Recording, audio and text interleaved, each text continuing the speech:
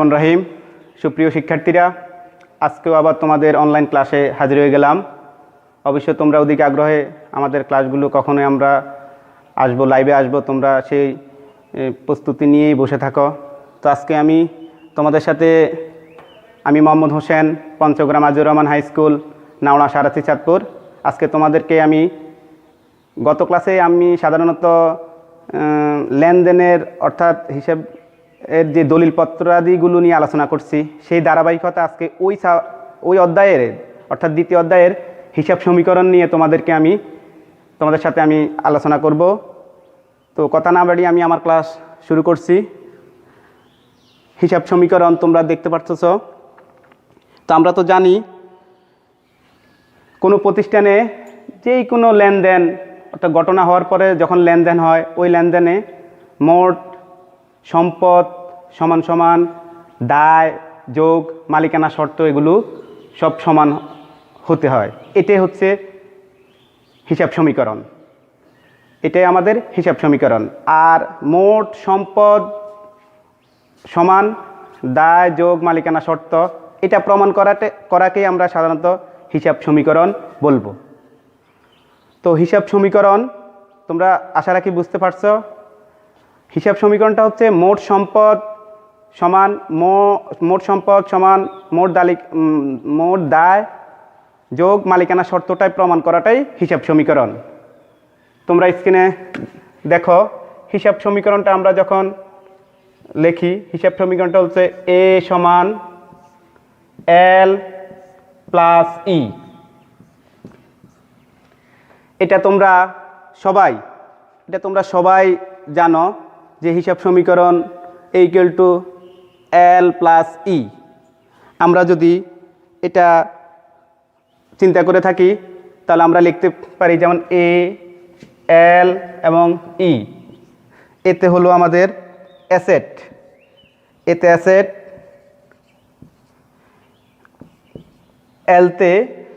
এলতে হচ্ছে লাইবিলিটি, এলতে হচ্ছে আমাদের লাইবিলিটি,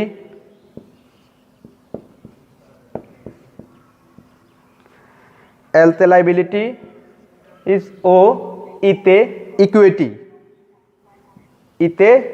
ইকুইটি। তোমরা দেখো একটু ভালো করে, ইতে ইকুইটি। তো এতে অ্যাসেট এর বাংলা তো তোমরা অবশ্যই জানো, অ্যাসেটের বাংলা হচ্ছে সম্পদ। এলতে লাইবিলিটির বাংলা হচ্ছে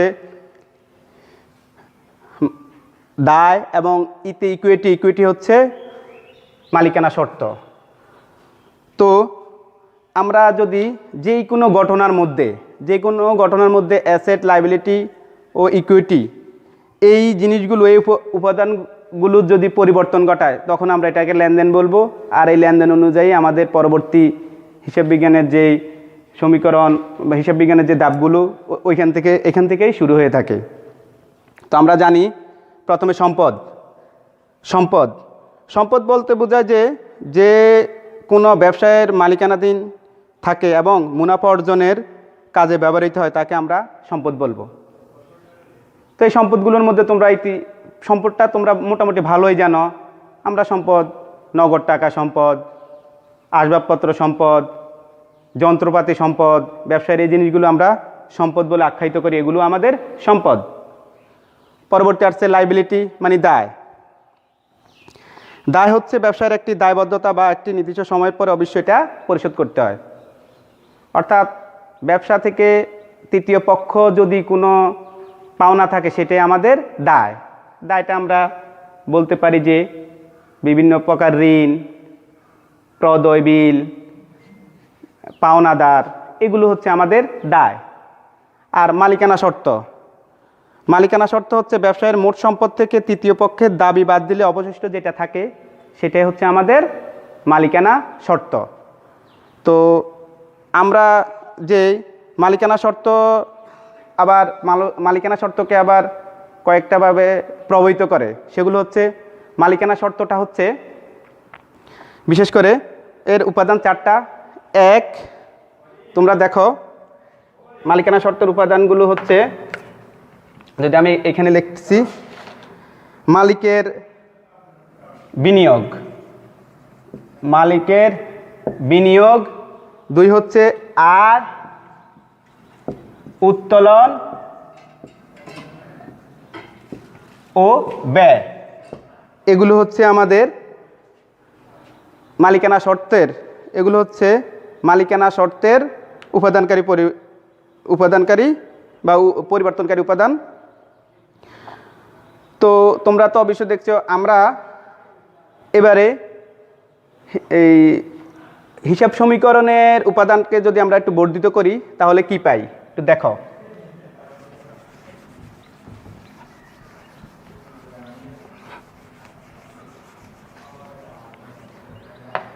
হিসাব সমীকরণটা যদি আমরা বর্ধিত করি, A equal to L plus, তোমরা একটু মনোযোগ দিয়ে দেখো, A equal to L plus C plus R plus C plus R minus E minus D.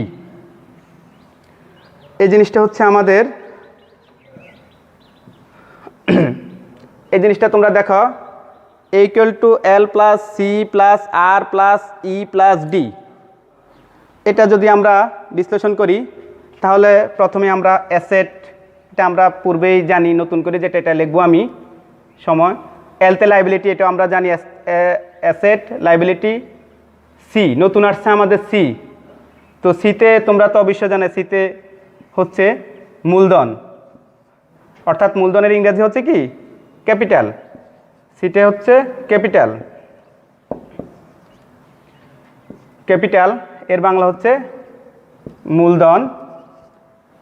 এরপর হচ্ছে আর, আরতে হচ্ছে রেভিনিউ, আরতে হচ্ছে রেভিনিউ,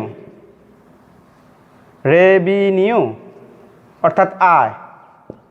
আর ইতে হচ্ছে, এটা তোমরা সবাই জানো, এক্সপেন্সেস অর্থাৎ ব্যয়। ও ডিতে আমরা জানি যে ড্রয়িং, ড্রয়িং ড্রয়িং অর্থাৎ উত্তোলন। তাহলে হিসাব সমীকরণ যখন আমরা একটু বর্ধিত করি হিসাব সমীকরণটা, তাহলে আমরা নতুন করে আরও 4টা জিনিস পাই। অ্যাসেট এবং লাইবিলিটি ছাড়া, অর্থাৎ সম্পদ মালিকানা, সম্পদ দায় ছাড়া মূলধন, আয়, ব্যয় ও উত্তোলন, এই জিনিসগুলো আমরা পাই। তোমরা মনে রাখবা, যদি কোনো লেনদেনকে যদি এই জিনিসগুলো, এই উপাদানগুলো কোনো ঘটনাকে প্রভাবিত না করে তাহলে আমরা একে অবশ্যই লেনদেন বলতে পারবো না। আর যদি এগুলো প্রভাবিত করে তখন আমরা এটাকে লেনদেন হিসাবে আখ্যায়িত করতে পারবো। তো তোমরা অবশ্যই জানো কোনো ঘটনা দ্বারা লেনদেনের হিসাব বিজ্ঞান অনুযায়ী 5টি পরিবর্তনে যথেষ্ট। 5টি পরিবর্তন যদি কোনো লেনদেন দ্বারা বা কোনো ঘটনা দ্বারা করা হয়ে থাকে, সেই অর্থাৎ 5টি আছে, সেটা তোমাদেরকে আমি একে একে দেখাই দেবো হিসাব সমীকরণ অনুযায়ী। তো এটাই প্রথমটা হচ্ছে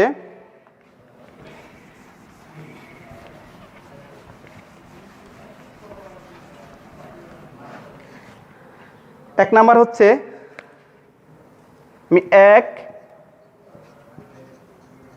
মোট সম্পদ, যদি মোট সম্পদ বাড়লে মোট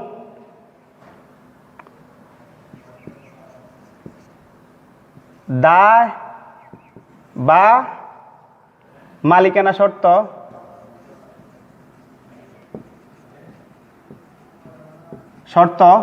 বাড়বে। এক নাম্বার হচ্ছে মোট সম্পদ বাড়লে মালিকানা শর্ত বাড়বে। তো আমরা যত লেনদেন থাকবে, এই 5টি নিয়ম যদি তোমরা অনুসরণ করো, এই 5টি জিনিস মনে রাখতে পারো, তাহলে তোমরা হিসাব বিজ্ঞানে পরবর্তীতে কোনো সমস্যা হবে না ইনশাল্লাহ। তো আমি এই উপরে যে মোট সম্পদ বাড়লে মালিকানা শর্ত বাড়ে, এটার জন্য আমি তোমাদের একটা এনটির মাধ্যমে বোঝানোর চেষ্টা করছি। তো আমরা এখানে লিখতে পারি যে নগদ 10,000 টাকা নিয়ে ব্যবসা শুরু করে বা শুরু করা হলো। তো এটা যদি আমরা হিসাব সমীকরণের মাধ্যমে বিশ্লেষণ করি, আমি আগেই একটু দেখা দিতে পারি, যদি গড়ের মাধ্যমে দেখাই।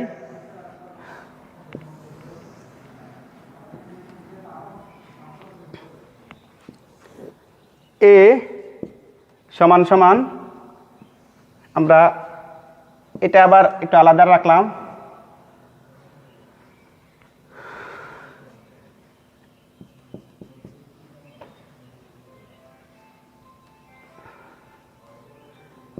এল প্লাস ই।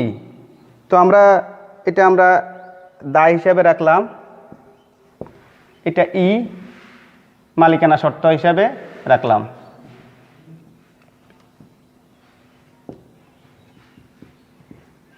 মালিকানা শর্ত, তো তোমরা জানো যে মালিকানা শর্তকে সাধারণত কিছু প্রভাবিত করে, সেটা হচ্ছে আয়, উত্তোলন, খরচ, এগুলো মালিকানা শর্তকে প্রভাবিত করে, অর্থাৎ হ্রাস বৃদ্ধি ঘটায়। তো আমরা প্রথমে একটা এন্ট্রি নিয়ে আলোচনা করছি, নগদ 10,000 টাকা নিয়ে ব্যবসা শুরু করেন। এখানে আমরা যদি বিশ্লেষণ করি হিসাব সমীকরণের, নগদ 10,000 টাকা নিয়ে যখন ব্যবসা শুরু করেন, তখন এখানে আমাদের নগদ টাকা ব্যবসায়ীতে আসছে, আবার মূলধন স্বরূপ ব্যবসায়ে তাও বৃদ্ধি পেয়েছে। সো আমরা প্রথম বললাম যে সম্পদ বাড়লে মালিকানা শর্ত বাড়বে। তো এই ক্ষেত্রে সম্পদ হিসাবে আমরা এখানে আমি নগদ 10,000 টাকা বৃদ্ধি পেয়েছে আমরা লিখতে পারি। আবার যেহেতু মালিকানা শর্তটাও হচ্ছে মূলধনটা হচ্ছে, এখানে আমরা ব্যবসা শুরু করলে মালিকের সেটা বিনিয়োগ, তাহলে এই বিনিয়োগটা বৃদ্ধি পেয়েছে। তো আমরা এখানে লিখতে পারি যে মূলধন হিসাবে আমরা লিখতে পারি 10,000 টাকা। তো ব্যবসায়ে একটা এন্ট্রি আমি তোমাদের দেখা দিলাম, প্রথমে নগদ 10,000 টাকা বৃদ্ধি পেয়েছে এবং মূলধন হিসাবে 10,000 টাকা বৃদ্ধি পেয়েছে। এবার আমি তোমাদেরকে দ্বিতীয় যে পরিবর্তনটা, সেটা হচ্ছে আমি দ্বিতীয় নম্বরটা লেখা দিতেছি। মোট সম্পদ কমলে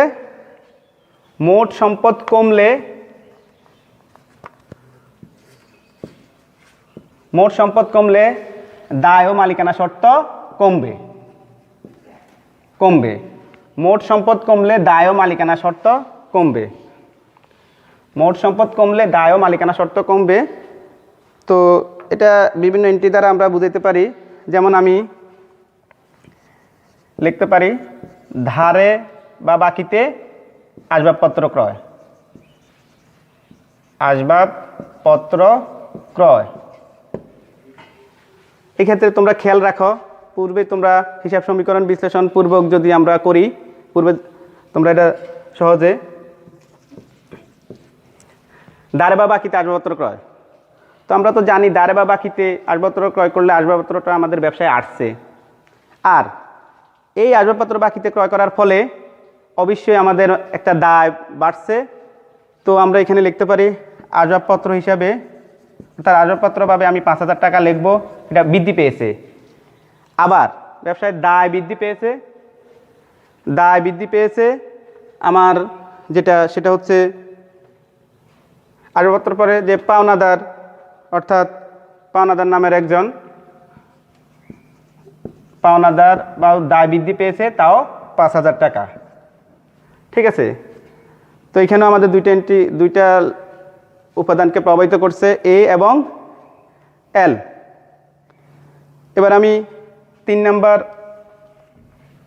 এন্ট্রি নিয়ে আলোচনা করব, সেটা হচ্ছে একটি সম্পদ বাড়লে অন্য একটি সম্পদ কমবে। মোট সম্পদ, অর্থাৎ একটি সম্পদ বাড়লে একটি সম্পদ কমবে। আমি জিনিসটা লিখতে পারি, একটি সম্পদ বাড়লে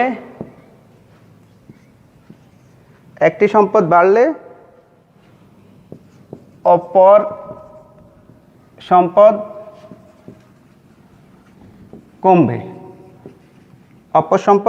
কমবে, তো এটা আমরা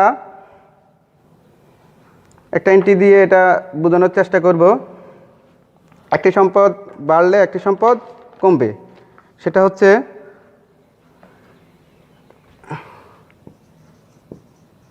নগদে যন্ত্রপাতি ক্রয় 20,000 টাকা। তোমরা নিজে দেখতে পারতেছ, এখানে আমাদের যদি বিশ্লেষণ করি এই দুইটা হিসাব সমীকরণ অনুযায়ী, একদিকে নগদ টাকা, নগদে যন্ত্রপাতি ক্রয় করলে নগদ টাকা কমে গেছে, অন্যদিকে আবার নগদ টাকা কমে গেছে এবং যন্ত্রপাতিটা ব্যবসাতে আসছে। তো আমাদের নগদ এবং যন্ত্রপাতি দুইটাই ব্যবসায়ের সম্পদ। তো এই ক্ষেত্রে আমরা একই এতেই এর উপাদানটাই এখানে পরিবর্তন হবে। সেক্ষেত্রে আমরা লিখতে পারি যে নগদ 20,000 টাকা ও যন্ত্রপাতি 20,000 টাকা। তো যন্ত্রপাতিটা আমরা মাইনাস হিসাবে আখ্যায়িত করতে পারি এখানে, যন্ত্রপাতি 20,000 টাকা কমে যাওয়াতে। 4 নাম্বার হলো মালিকানা শর্ত বাড়লে মোট দায় কমবে। তো এই ক্ষেত্রে আমি একটা এন্ট্রির মাধ্যমে বোঝানোর চেষ্টা করব। মালিক ব্যক্তিগতভাবে ব্যবসায়ের ঋণ পরিশোধ করেন। এই ক্ষেত্রে আমরা ব্যবসায় যদি ঋণটা পরিশোধ করে মালিকে, তো আমাদের এটা আমরা মালিকানা শর্ত হিসাবে আমরা ঋণ হিসাবে আমরা এখানে লিখতে পারি ঋণ 5,000 টাকা এবং মালিকানা শর্ত অর্থাৎ মূলধন হিসেবে আমাদের যেই 5,000 টাকা বৃদ্ধি পেল, অর্থাৎ মালিক যে ব্যক্তিগতভাবে ঋণ পরিশোধ করে সেটা মূলধন স্বরূপ, অর্থাৎ মূলধন ব্যবসায় বাড়ে, মালিককে ব্যবসা থেকে পাবে। তো মূলধন হিসেবে আবার ব্যবসায়ে মূলধনটা বৃদ্ধি পায়, আর যে ব্যবসায়ের ঋণটা কমে গেল, দায়টা কমে গেল। এই ক্ষেত্রে আমাদের সূত্র অনুযায়ী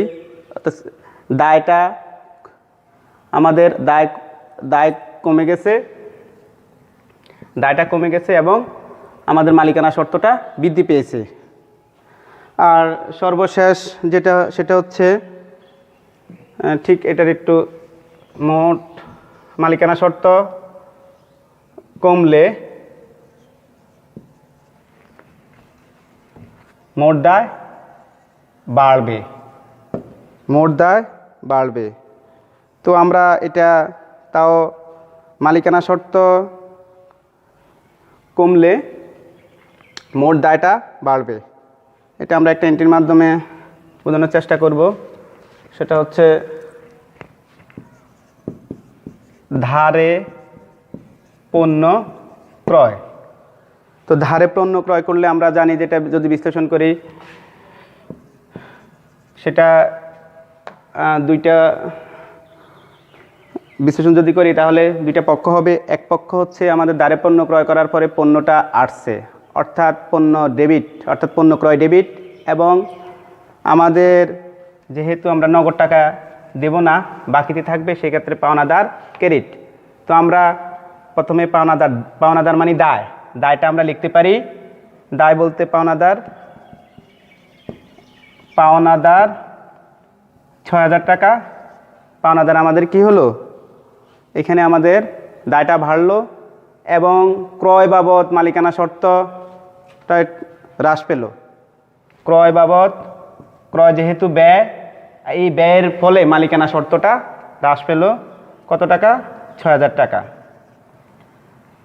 তো শিক্ষার্থীরা, যদি আমরা আমি ক্লাসের প্রথমে বললাম যে এই 5টি কোনো ঘটনা হতে হলে হিসাব সমীকরণের 5টি পরিবর্তন যদি না হয় তাহলে আমরা এটা লেনদেন বলতে পারবো না। সেটা পুনরাবৃত্তি আমি আবারও করতেছি। 1, মোট সম্পদ যদি বাড়ে মালিকানা শর্ত বাড়বে, মোট সম্পত্তি কমলে মালিকানা শর্ত কমবে। একটি সম্পত্তি একদিকে যদি বাড়ে আবার আরেক দিকে কমবে। চতুর্থ হলো মালিকানা শর্ত যদি বাড়ে মোট দায়টা কমবে, তার বিপরীত মালিকানা শর্ত কমলে মোট দায় বাড়বে। তো এই ক্ষেত্রে যদি আমি তোমাদেরকে বিভিন্ন উদাহরণের মাধ্যমে দু একটা প্রশ্ন করতে পারি, যদি আমরা বলি যে তোমরা বাকিতে বিক্রয়, এটা হিসাব সমীকরণ কোন কোন দিকটা পরিবর্তন হবে বাকিতে বিক্রয়, তাহলে তোমরা অবশ্যই একটু খেয়াল করলে বুঝবা যে প্রথম বিশ্লেষণ করতে হবে এখানে দুইটা পক্ষ কি বাকিতে বিক্রয়। তো বাকিতে বিক্রয় করলে আমাদের বিক্রয় বাবদ আয় হলো, তাহলে বিক্রয় একটা হলো, এবং যেহেতু টাকাটা আমরা পাই নাই তাহলে আমাদের দেনাদার বৃদ্ধি পেল, তাহলে আমরা বলতে পারবো দেনাদার একদিকে আরেকদিকে বিক্রয়। এবার আমরা আসি দেনাদার কি, দেনাদারটা আমরা সম্পদ আমাদের বাড়লো এবং বিক্রয় বাবদ আমাদের মালিকানা শর্তটা বাড়লো। ঠিক আছে, এভাবে তোমরা বাড়িতে অনুসরণ করার চেষ্টা করবা। আর আমি সবসময় আমার ক্লাসে এই কথাগুলো বলি, আমাদের এই অনলাইনে ক্লাসে যদি তোমরা ফলো করো অনুসরণ করো তাহলে ভালো হবে। তোমরা যদি একটু পুরো ক্লাসটা না দেখো তাহলে বুঝতে পারবা না। আর এই অনলাইন ক্লাসে যদি কোনো জায়গায় কোনো সমস্যা হয়, এই ছাড়া কোনো এন্ট্রি নিয়ে যদি কোনো সমস্যা হয় তাহলে তোমরা আমার ফেসবুকে যোগাযোগ করবে। আমার ফেসবুক আইডি মোহাম্মদ হোসেন বাংলাতে লেখা আছে এবং আমার ছবি দ্বারা আছে, তোমরা চেষ্টা করবা। আর এখন সর্বশেষ তোমরা বাড়িতে এই কাজটুকু করে আনবা, 16 পৃষ্ঠার কাজ, 16 পৃষ্ঠার কাজটা অনলি হিসাব সমীকরণের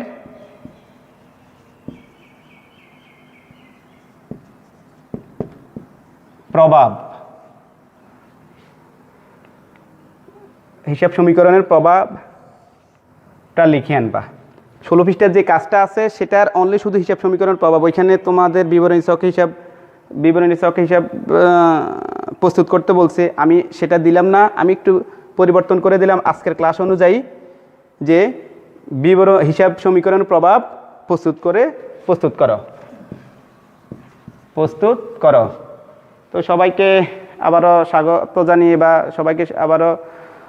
স্বাগত জানিয়ে আমি আমার ক্লাস আজকে শেষ করছি। ধন্যবাদ সবাইকে, আল্লাহ হাফেজ।